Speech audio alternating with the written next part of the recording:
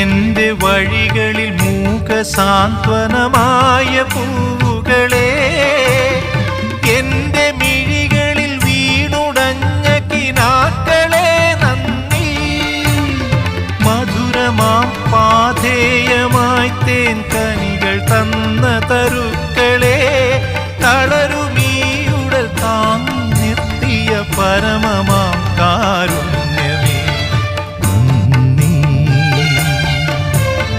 നന്ദി. എന്നോടൊത്തുണരുന്ന പുലരികളെ, എന്നോടൊത്തു കിനാവു കണ്ടു ചിരിക്കുമിരവുകളെ, യാത്ര തുടരുന്നു, ശുഭയാത്ര നേർന്നു വരൂ.